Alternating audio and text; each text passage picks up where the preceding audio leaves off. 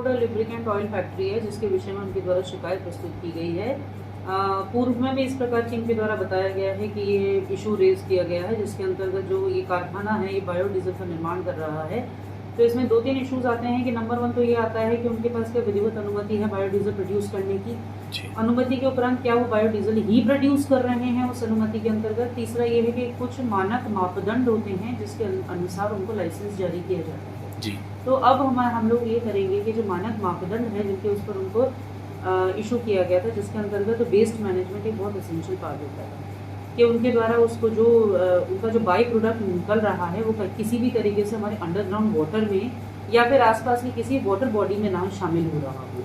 ठीक है, तो ये वाला जो मानक मापदंड है इसके विषय में हम लोग अभी जांच करवाएंगे। प्लस पूर्व में भी इसमें सैंपल वगैरह लिए गए थे आसपास के कुओं के, और सैंपल्स की रिपोर्ट अब आने बताई गई है, जो भी अभी हमें देखनी बाकी है कि उसमें क्या साइंटिस्ट द्वारा प्रस्तावित किया गया। उज्जैन से टीम आई थी पोल्यूशन बोर्ड की, तो उनके द्वारा जो सैंपल लिए गए थे उसके ऊपर रिपोर्ट हम लोग चेक कर लेंगे। यदि उसमें किसी प्रकार से नेगेटिव टीप आती है तो accordingly we will take the action.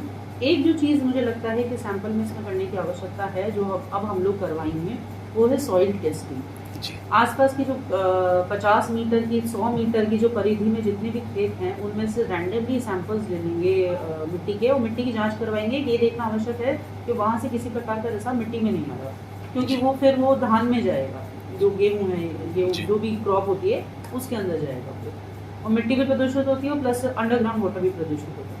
तो ये 2-3 तरह के इश्यूज हैं जो उनके द्वारा रेज किए गए हैं, और अब हम इसमें नियमानुसार जांच कराएंगे, जिसमें सबसे पहले हमें स्टैंडर्ड जो मापदंड होते हैं वो निकलवा के हम देखेंगे कि किस पे उनको अनुमति दी गई थी और उनके द्वारा उनका कंप्लाइंस किया जा रहा है। यदि कंप्लाइंस नहीं करते तो ऑटोमेटिकली वो निरस्तीकरण की सिचुएशन बन जाती है। मैडम देखा जा रहा है देखिए लापरवाह वाला नहीं बोल सकते हैं, क्योंकि इसके अंदर जो जैसे ही आई थी शिकायत उसके बाद तत्काल से प्रशासन द्वारा इसके अंदर टीम को भेज के जांच करवा के इसमें सैंपल्स के लिए उज्जैन कम्युनिकेट किया गया था। बाहर से टीम आई थी क्योंकि हमारे पास सैंपल करने वाले संसाधन उपलब्ध नहीं है, तो it would have taken some time कि वहाँ से टीम आ जाए। टीम के बाद वो जब लेकर गई है सैंपल, और सैंपल की जो रिपोर्ट्स है वो अभी आई हुई हैं, आज जो हम बाइट दे रहे हैं, तो उसके उपरांत जैसे ही वो रिपोर्ट अब हम संज्ञान में लेके उसके तारतम्य में अब कार्रवाई की। उज्जैन के अधिकारियों से बात हुई, किसान ने रिकॉर्डिंग भी जिसमें मैं खुद बता रही हूँ कि सैंपल की जो रिपोर्ट है वो प्राप्त हो चुकी हैं। जैसा मैंने आपको बताया कि एक मिट्टी का जो सैंपल था वो रह गया था, मिट्टी का सैंपल हम लोग करवाएंगे, और जो सैंपल की रिपोर्ट आई है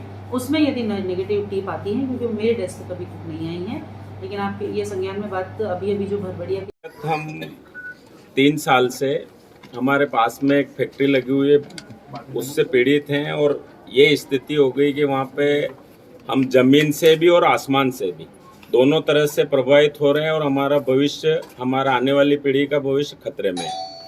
हम शिकायतें कर कर के थक चुके हैं। जहाँ प्रदेश में जो प्रदेश के मुखिया अपना आपको किसान हितैषी बताते हैं, किसानों का बेटा बताते हैं और किसानों की भलाई के अपने काम बताते हैं, उनकी जानकारी में होने के बाद भी इन शिकायतों का निवारण नहीं हो रहा है, और नहीं फैक्ट्री प्रबंधन पे कोई कार्रवाई हो रही है।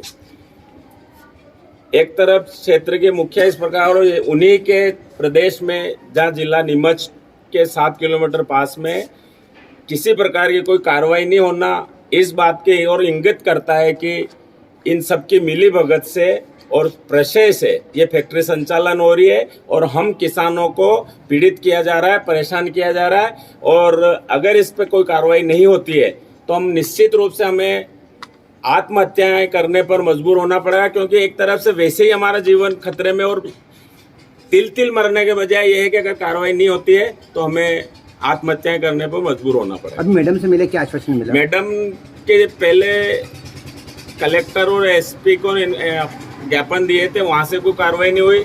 इनका कहना ये हुआ कि मेरी जानकारी में इस प्रकार का कोई मैटर नहीं है। आज आप लोगों ने अवगत कराया तो उन्होंने 7 दिन का समय हमसे मांगा है। 7 दिन में मैं सारी कार्रवाई करूंगी, और अगर प्रदूषण बोर्ड के जो नाउंस होते हैं उसमें अगर ये कहीं पे फाल में आ गया तो मैं निश्चित रूप से वहाँ ताले लगवा दूंगी। क्या नाम है आपका? भूपेंद्र पाटिल। ठीक है, इसको लेकर ये नाकोड़ा लुब्रिकेट ऑयल फैक्ट्री की वजह से पूरा क्षेत्र लगभग परेशान है, और ज़मीनें सारी बंजर हो चुकी है, और उसके कारण हम बहुत ज़्यादा परेशान हो चुके हैं। आसपास के किसानों को तो बहुत ही ज़्यादा पीड़ा हो रही है।